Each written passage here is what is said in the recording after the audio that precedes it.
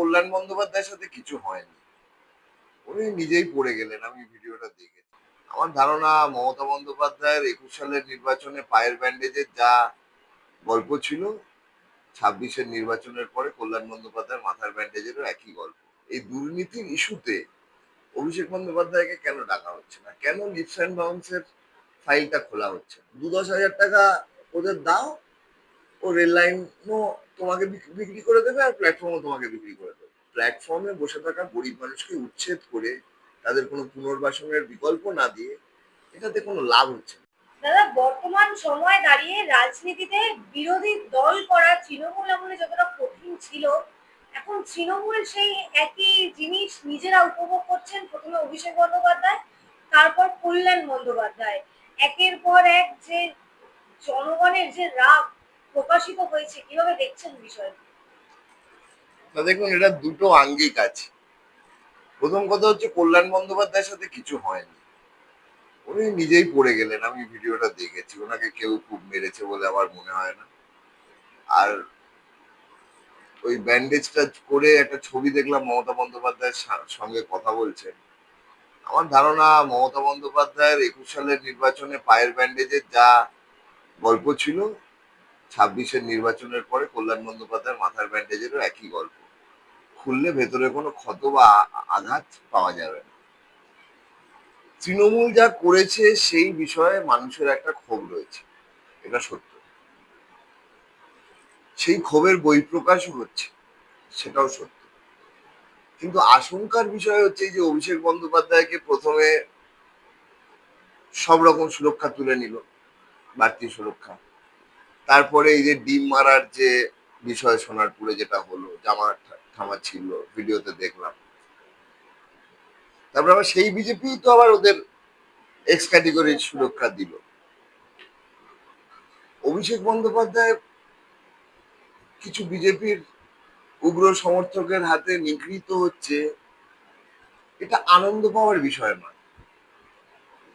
একজন সিপিআইএম পার্টির কর্মী বা নেতা হিসেবে এতে দুঃখ পাওয়ারও আমার কোনো কারণ নেই।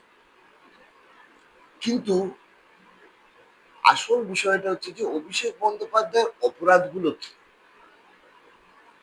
১৫ বছরে তৃণমূলের সব দুর্নীতির মাথায় এই অভিষেক বন্দ্যোপাধ্যায়ের সংস্থা লিপস অ্যান্ড বাউন্স রয়েছে। কয়লা দুর্নীতি, গরু দুর্নীতি, মাটি দুর্নীতি, চাকরি দুর্নীতি, পুরো নিয়োগে দুর্নীতি, সবকিছুর শেষ অভিষেক বন্দ্যোপাধ্যায় ক্যামাক স্ট্রিটের অফিসে বসে। আজকে বিজেপি সরকারে এসছে প্রায় ১ মাস হলো। এই দুর্নীতিগুলোর বিষয়ে কিন্তু তাদের কোনো হেলদোল আছে বলে মনে হচ্ছে না। নোটিশ কি নিয়ে ধরাচ্ছে? ওর বাড়ি বেআইনি। আচ্ছা, বাড়ি বেআইনি, এতে কি আরো জেল হবে? আমি ধরে নিলাম ওর বাড়ির একটা অংশ বেআইনি, ধরে নিলাম। সেই অংশটা ভেঙে দেবে, ২-১০ লাখ টাকা পৌরসভাকে ফাইন দিয়ে দেবে। এটা কি ওর দুর্নীতির পরিচয়? অভিষেক বন্দ্যোপাধ্যায়কে রাস্তায় নিগৃহীত করে ঘুরিয়ে আবার এক্স ক্যাটেগরির সুরক্ষা দিয়ে ওই লাইট কেসে বাড়ি বেআইনি হয়েছে বলে বাড়িতে দুবার পুলিশ পাঠিয়ে, সিআইডি পাঠিয়ে, কি কোন এমএলএ দের সই জাল করেছে। এমএলএ দের সই জাল করেছে, এটা না ওরা প্রমাণ করতে পারবে, না অভিষেক প্রমাণ করতে পারবে যে ও করেনি। সুতরাং এইগুলো লাইট কেস। আসল কেস হচ্ছে লিপস অ্যান্ড বাউন্স। সে বিষয়ে কত দূর এগোলো? এতদিন তো ইডি সিবিআই ছিল বিজেপির হাতে, এখন তো পশ্চিমবঙ্গ সরকারটাও রয়েছে, তাহলে ইডি সিবিআই সিআইডি সবই শুভেন্দু বাবুর হাতে। তাহলে আসল জায়গায় ধরুন। রাস্তায় ছেলেটাকে ডিম মেরে কি লাভ হচ্ছে? কিছু আপনার উগ্র সমর্থকের কিছুটা সুবিধা হচ্ছে, কিছুটা ফুটেজ হচ্ছে। আর একটা প্রায় বিলুপ্ত হয়ে যাওয়া রাজনৈতিক দল, যার নেত্রী মিটিং ডাকলে ৮০ জনের মধ্যে মাত্র ২০ জন বিধায়ক উপস্থিত হয়, সেই প্রায় বিলুপ্ত হয়ে যাওয়া বিরোধী দলটাকে ঘুরিয়ে অক্সিজেন দিচ্ছে বিজেপি।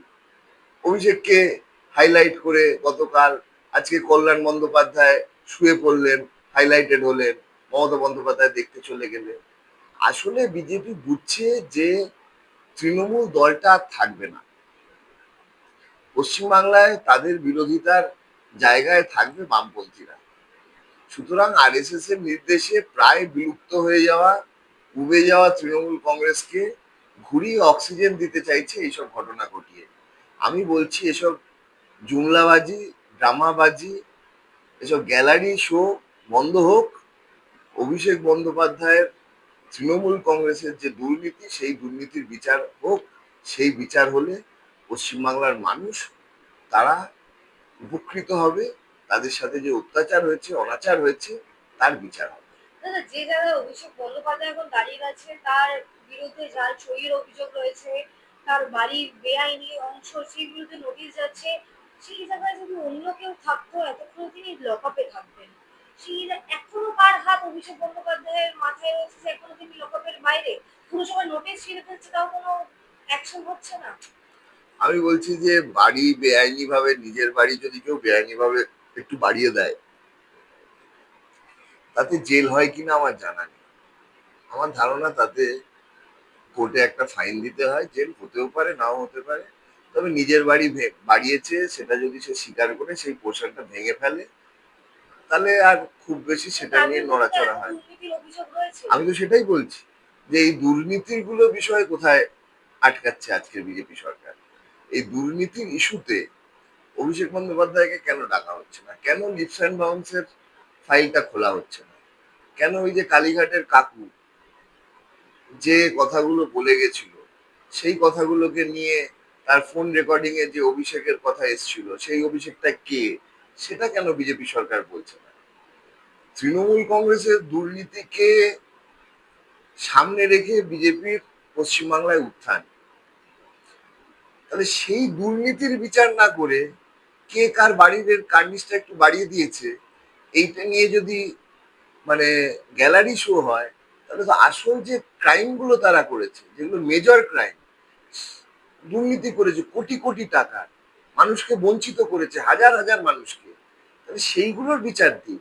সেগুলোর বিচার দিলে অভিষেকের যতদিনের জেল হবে, তাতে আর ও যখন বেরিয়ে আসবে তখন আর ওকে কেউ চিনতেও পারবে না। আর রাস্তায় ফেলে ওকে মারার মতন কোনো কারোর ইচ্ছেও থাকবে না। কারণ মানুষ জানবে সে যে অপরাধটা করেছে, সেই অপরাধটা সে সাজা পেয়েছে। আজকে যখন মানুষ ওকে রাস্তায় দেখছে, ওর উপরে গালাগালি দিচ্ছে, ওকে চোর চোর বলছে, তার একটাই কারণ, কারণ তারা মনে করছে ওরা যে অপরাধটা করেছে সেই অপরাধের শাস্তি ওরা এখনো পায়নি। তাহলে বিজেপি ওদের যে আসল অপরাধ, দুর্নীতি, কয়লা পাচার, সোনা পাচার, চাকরি দুর্নীতি, এই বিষয়গুলোর শাস্তি ওদের দিক। বাড়ির কার্নিস একটু বেড়ে গেছে, সেইটা নিয়ে তো কতটা এগোবে? সেটা তো কোনো কেস নয়, সেটা লাইট কেস। দাদা, একেবারেই শেষ একটা প্রশ্ন করবো। এত রকম দুর্নীতির কথা তুমি বললে এক্ষুনি, কিন্তু বর্তমানে রাজনীতিতে যেটা সব থেকে বেশি চোখে লাগছে, অনেক চর্চা হচ্ছে সোশ্যাল মিডিয়ায়, হকার হচ্ছে। রাতে অন্ধকারে বুলডোজার দিয়ে তাদের অবৈধ দোকান, তারা বলছেন, অভিযোগ করছেন, সেগুলো ভেঙে দেওয়া হচ্ছে। তাদের জন্য তো কেন কোনো নোটিশ যাচ্ছে না? এটা তো দুর্ভাগ্যজনক পশ্চিমবাংলার মানুষের জন্য, যে একটা মানুষ বলছে যে বিজেপি বিজয় মিছিল করে এসে দেখছি যে আমার দোকানটা তোলার উচ্ছেদের নোটিশ আমার বাড়িতে এসে গেছে। তারাও তো ভোট দিয়েছিলেন বিজেপি। অবশ্যই সে তো বলছে যে আমি বিজয় মিছিল থেকে এসে শুনলাম। বিজেপি যেদিন থেকে সরকারে এসছে পশ্চিমবাংলায়, প্রথমত তো 5টা মন্ত্রীর বেশি আর মন্ত্রী দেখতে পাচ্ছি না। 1 মাস হয়ে গেল, বাকি দপ্তরগুলোর কি মন্ত্রীবিহীন ভাবেই চলবে? কোথায় আটকাচ্ছে? মানে শুভেন্দু বাবু মুখ্যমন্ত্রী হয়েছেন, ওনাকে অভিনন্দন জানাই, কিন্তু একটা পূর্ণাঙ্গ মন্ত্রিসভা পশ্চিমবাংলার মানুষ কবে পাবে? উনি আর দিলীপ বাবু আর অগ্নিমিত্রা পল আর যারা আছে 5 জন পঞ্চ পাণ্ডব, হ্যাঁ, তো এটা তো একটা পূর্ণাঙ্গ মন্ত্রিসভা নয়।